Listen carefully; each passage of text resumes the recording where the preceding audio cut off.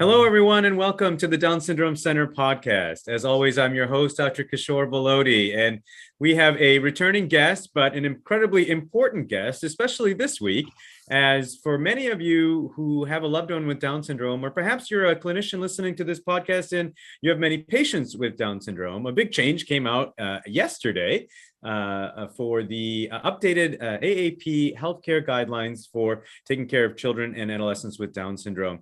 And I have our lead author for that paper, Dr. Marilyn Bull, on the podcast with us again. Marilyn was on this podcast several months ago, and we were just talking about how one day soon, hopefully, these updated guidelines would come out. And sure enough, this was the week where they did. So, Dr. Bull, thank you so much for joining me on the podcast again. Well, thank you for inviting me. I'm happy to be here.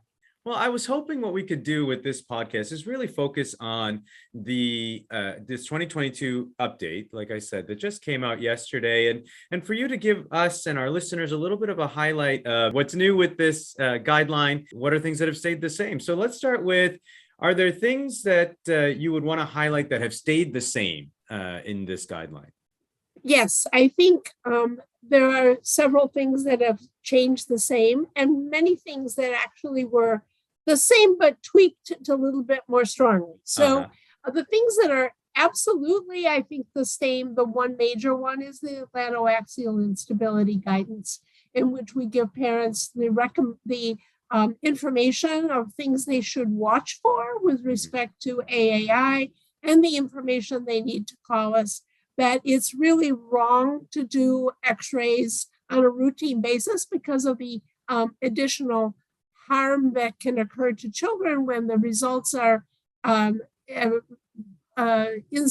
uncertain, and we don't want to limit children in their activity. So the AAA guidance has not changed.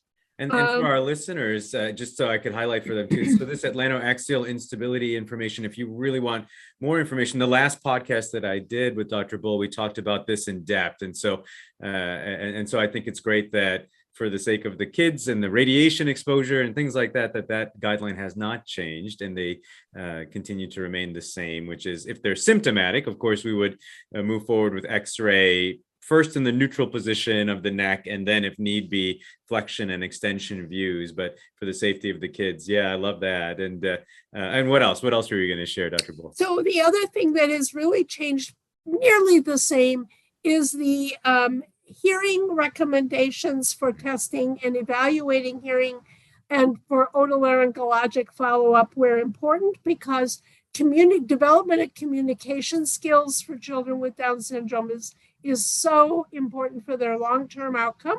And the recommendations for frequent hearing evaluations in early childhood and continuing throughout children and adolescents is important for development of communication skills. So that's the other thing that has, I don't think, changed significantly at all.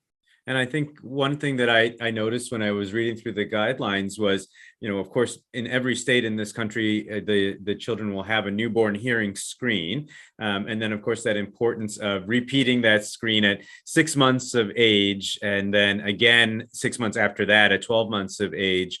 And then, and one area that I think that families often, and even audiologists often are not aware of, is that we want them to have it every 6 months, really, until they can give us ear-specific information, which the guideline, I think, very correctly puts, is usually around 4 years old before the kids in our clinic are able to do that. So, and then even after that, once a year testing, really throughout the rest of their life, which is important for families to remember. So did I get that right, Dr. Bull?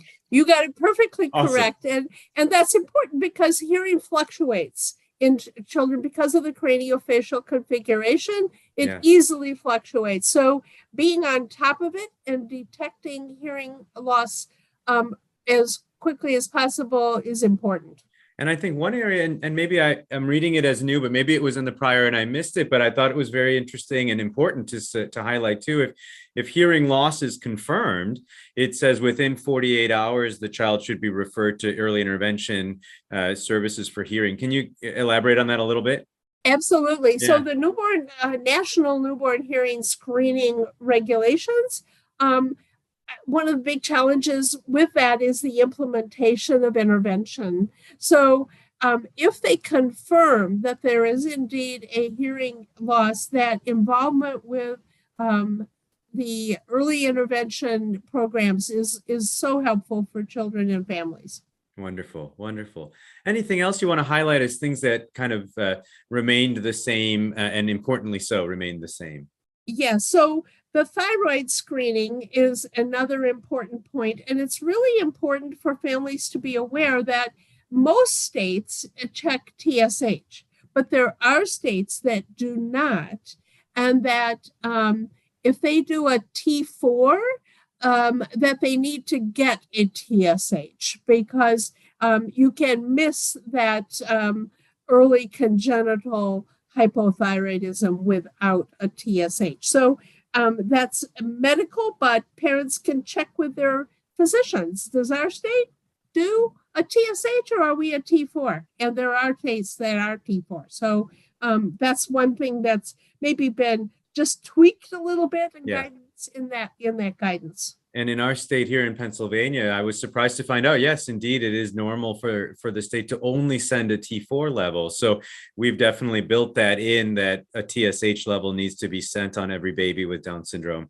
And then neonatologists who are treating very sick newborns know to do it again and repeat it in that early infancy. If the infant's premature or ill as a neonate, they will repeat it, but it should be done again at 6 months for certain, at a year, and then if it's normal, every year for the rest of their life, because the onset of thyroid abnormalities does occur. The other thing that's actually new in the thyroid arena is if the child has an abnormal TSH, and the physician should talk then to a pediatric endocrinologist regarding that, and if there are abnormalities in the TSH, we do recommend that the thyroid antibodies be evaluated every 6 months.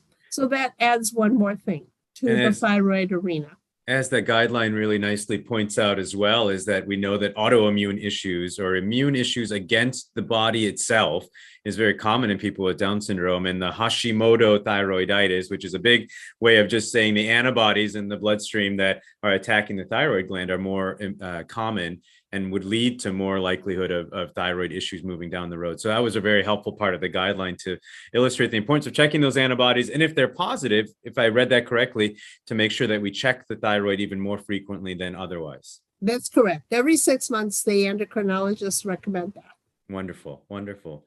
What else? I know one area that I was in 2011 when the last guideline update had come out, which was a huge change, was with celiac testing. We know that if we antibody test everybody with Down syndrome for celiac disease, that we'll get a lot of positive results in kids who maybe are asymptomatic. And so in 2011, the guideline was updated to say we do not need to asymptomatically screen anybody for celiac disease. What has that changed at all in this guideline? So we had extensive discussions about that with the increasing life expectancy in Down syndrome that may someday be different. But right now, the recommendation was to have a very low threshold for evaluating for celiac disease in the face of any symptoms. But routine celiac testing for kids who are doing great, growing fine, normal bowel movements, we don't recommend necessarily checking celiac. Okay, wonderful. Anything else you want to highlight in the stay the same category, Dr. Bull? No, I think there's a continued and maybe enhanced awareness of the feeding problems in early infancy and how important that is as related to the airway and the combination of those. So there's a lot more information and recommendations, guidance. We say guidance for primary care regarding feeding. So if parents are experiencing difficulty with feeding in their infant with Down syndrome and young child with Down syndrome, we certainly want them to talk to their primary care providers and maybe even seek some specialized help with respect to feeding. Now, was there anything that, looking back to the 2011 guideline to now this 2022 update, was there anything that was removed from the guideline? Something that you would have said in 2011, but now we say, no, we should not be doing anymore in 2022? Maybe sadly, but no, Yeah. there was no change that actually said, whoops, we made a mistake, or we don't really need to worry about that anymore. Yeah. Reality is that we've provided in this guidance a more enhancement to the details and the things that would help primary care providers support the care of children with Down syndrome. Yeah. Yeah. And there were some very exciting kind of new things that were added to the 2022 guidelines. And why don't you give us just some ideas? What are some of the things that were added to the guideline? Especially, boy, those first 4 or 5 pages, it's hard to miss a very important addition. Why don't you touch on some of those things with us? Sure. So the first thing that we really want primary care providers to be aware of is the importance of how they present the information to families. And we've really given there's been wonderful literature that's been published about that, evaluations and studies that have been done. And so that has been highlighted in the guidance, and we're really excited to be sure that hopefully primary care providers, and I should mention our pediatric and family practice residents and students in training, this is an excellent document for them as well. So we're hoping this will help enhance the way that families receive the information. And related to that is the increase in prenatal diagnosis and the importance of families getting accurate information about the prenatal testing that can be done and is frequently done in general pediatric care, and that this is provided in great detail, actually. One of the important things is that I think two things I'd like to emphasize there. One is the importance of getting a karyotype. We don't want to make the mistake of just doing a FISH or a CMA, because that doesn't give us the information that's needed for accurate genetic counseling for the parents and for the other family members. So getting a CMA is not okay. A karyotype is really, really critical. And then the second thing is the importance of early recognition of potential medical problems for the baby. In the fetus, if they can detect and do the special tests necessary to determine if there are congenital heart defects, and the importance of also looking for GI anomalies, that this may help families and their care providers determine the best place to deliver the baby. When this is known prenatally, it's not okay, well, we're just going to wait.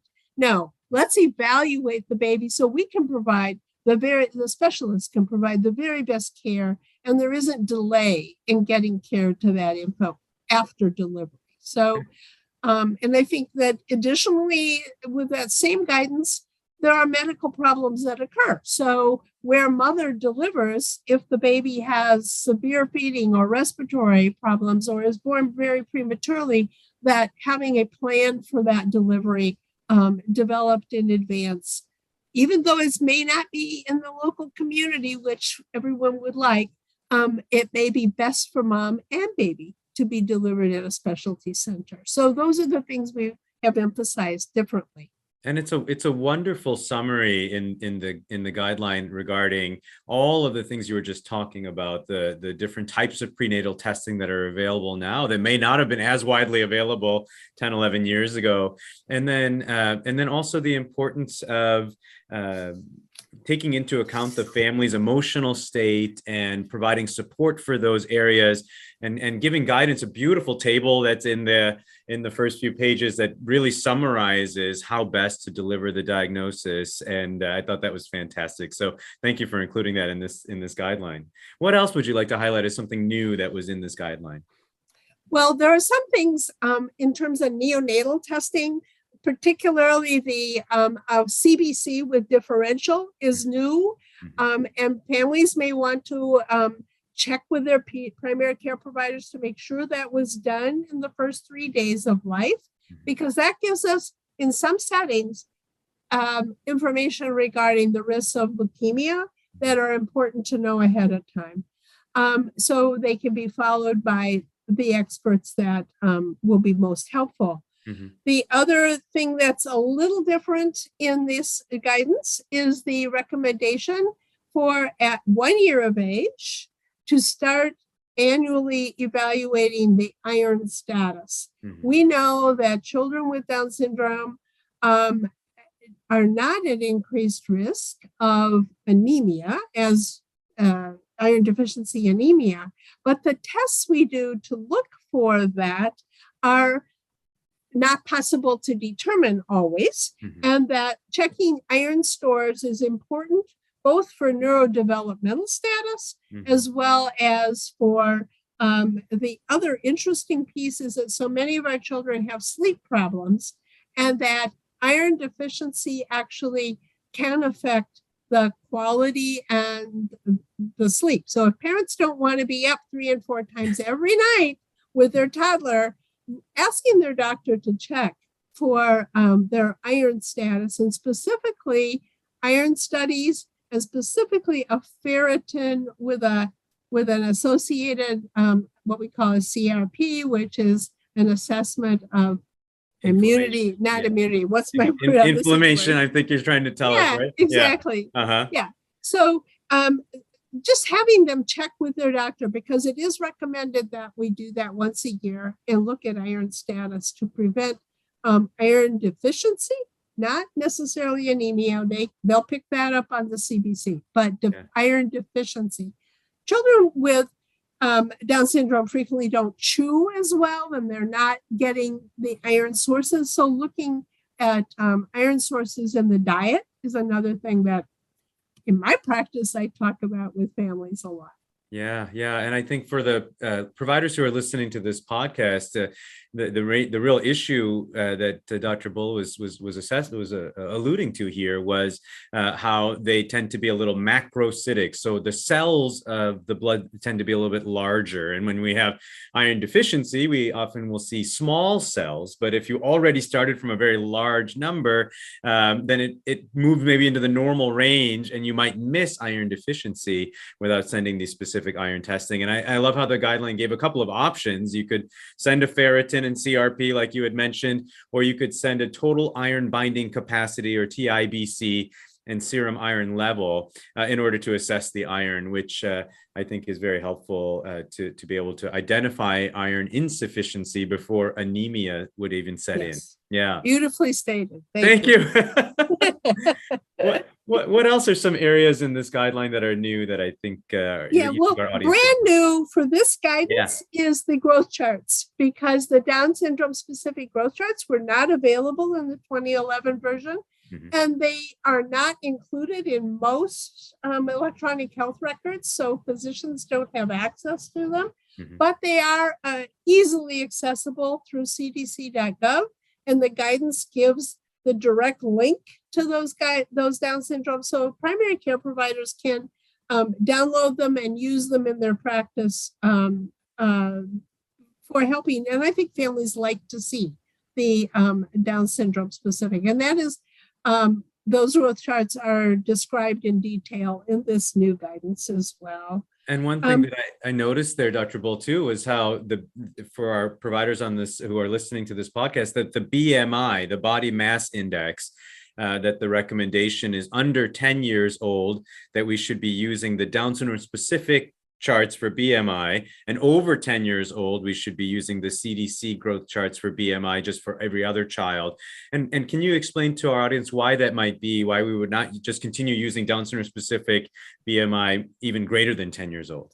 Yeah, so the authors of that paper, which is cited in the guidance, have pointed out very accurately to us that their awareness that the tendency for overweight in children with Down syndrome makes using the Down syndrome specific BMI over the age of 10 less useful and less helpful. So they feel that they have proven that the regular BMI for typically developing children will be more helpful in guiding primary care providers and counseling families regarding the monitoring weight in children. That's fantastic. Okay. And then what else? What else is new? There were so many areas that were new in this guideline that I think were very helpful. So I think that I should mention just vision. The ophthalmologists at the American Academy of Pediatrics wanted us to strongly recommend photo screening if you have that equipment available. And it's not generally available, but wherever it's available, it's a quick and accurate assessment of children with disabilities who might not cooperate quite as well with the e-charts or the lettered name charts. So that's good. And I think it might be interesting to providers to know that in AAP News in May, when this article will be featured, the ophthalmologists at the Academy have chosen to publish their recommendations for Down syndrome. So it was purely happenstance, but its timing is fantastic. So there will be an AAP News article about photo screening and other the things to look for in children with vision problems. And that's something we want to do every year as well. And that's not changed. It's just been amplified a little bit. I also should mention that the sleep study recommendation, which is one of the very challenging things that we address, we spent a lot of time talking about when and how to do sleep studies. And the current evidence is still to do a sleep study. And we tweaked it a little bit and said between ages 3 and 4. So instead of by 4, we just said between 3 and 4. And then I would emphasize, and we do, that if you have an intervention, such as a TNA, which is one of the frequent things we do when children have significant airway obstruction, is to then get a follow-up in the 3 to 6 month period after that tonsillectomy and adenoidectomy, because TNA does not cure all of airway obstruction, and that additional interventions that are less invasive may be helpful. So that follow-up TNA, and parents often don't know that actually adenoids can recur. So if they've taken out the tonsils and the adenoids recur 3-4 years later, you may need another sleep study and another otolaryngologic assessment. So that sleep study between 3 and 4 is not one and done. It's oftentimes one and perhaps many more further, as we've all experienced clinically when we take care of kids with Down syndrome, right? Right. Yeah. So the one thing I really don't want to miss is talking about the developmental and behavioral aspects. Yes. Really new in this article is a great discussion about autism and the importance of screening between 18 and 24 months, as you would for any child, and then making that diagnosis when it's appropriate by skilled people, but knowing that it's not just the Down syndrome. Right. It's not the overshadowing, and that there is an increased incidence of autism in children with Down syndrome, and that they deserve the same specialized intervention and care that any child who has a co-occurring condition. And that's also true for ADHD, anxiety, and other conditions that occur at least as often, if not more often, in children with Down syndrome. So being aware of those problems and providing the mental health assessment, challenging though that is important. Yes, I agree. And I think that we've all had the experience, I'm sure those who work with people with Down syndrome, with a child who's in their double-digit age range and maybe meeting them for the first time and saying, has anyone ever talked with you about the possibility of your child having autism? And parents will say, no, we were told they couldn't have it because they had Down syndrome or something like that. And it's wonderful to see that in the guideline now. Yes. Another thing that's relatively new in the guideline is a discussion of dermatologic and skin problems, because they are very common in children with Down syndrome and they're problematic for the parents and the child. So ranging from counseling about cutis marmorata, which is totally normal but often worries parents, to severe hidradenitis suppurativa, which is a much more problematic skin problem, and the importance of managing that appropriately is included in this guidance. That's wonderful. I think it may have been something that was tweaked or added a little bit more, but I found that there was a lot more stuff talking about gynecologic and sexual health and safety around bodies that was in this guideline. Is that something that was a part of the discussion to increase that as well? Absolutely. Our adolescent, and you may notice that the title of this article has changed as well. It is now Health Supervision for Children and Adolescents with Down syndrome. So our adolescent specialists were extremely helpful in providing good information for providers and families. Great information too, along the lines of the transitioning from pediatric to adult care, not just medically, but just what are the resources that are out there for teens with the disability as they move into adulthood. So that was fantastic as well. And you mentioned, you triggered a word with resources. Yes. Because we did give resources for providers, and many families will find those useful also. They're intended to be shared with families, and they're listed by age category. So from prenatal, early childhood, and then adolescence, and then also across the lifespan, the things that are important across the lifespan. So we've included those in a categorical way for providers and certainly families. Wonderful. And I think if I might have one other that I was going to ask you about, I think the testicular self-exam was something that was highlighted in this guideline as well. Can you tell our listeners why? Because we always talk about how solid organ tumors seem to be less common in people with Down syndrome. So can you tell us why? That was a very hot topic in our discussion. Okay. Thank you for bringing that up. So yes, the medical evidence is that solid tumors do occur less frequently in Down syndrome, except for testicular cancer. And that testicular cancer is at increase, persons with Down syndrome are at increased risk. It's a very treatable cancer. So you do want to detect it.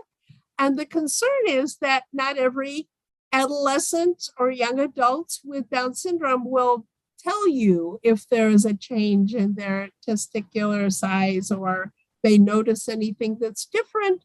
So we had a big discussion about who should supervise that. And certainly the primary care provider should do that on usually an annual visit, but the family may choose to identify a respected adult to determine that as well. So that there is good supervision. Yes. So there are so many things I'm sure that go into putting these guidelines together. I appreciate almost giving us a behind the scenes look at some of the things that you guys were having hot discussions about during the guideline. Just a general, if you could just tell our audience, like what all goes into making a guideline? Is it that you sit down one afternoon and just write them up, or what all goes into it? Don't I wish? Is that the case?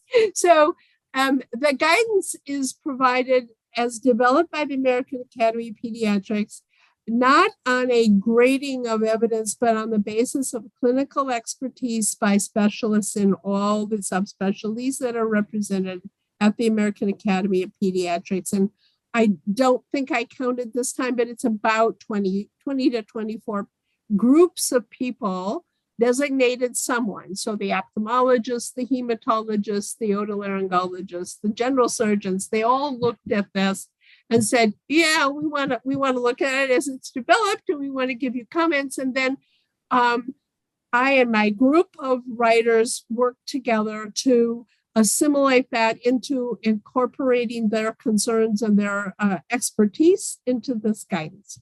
Okay. The Academy looks at this every guidance they provide every 3 years and determine if it should be retired because it isn't needed anymore, revised because it needs new things, or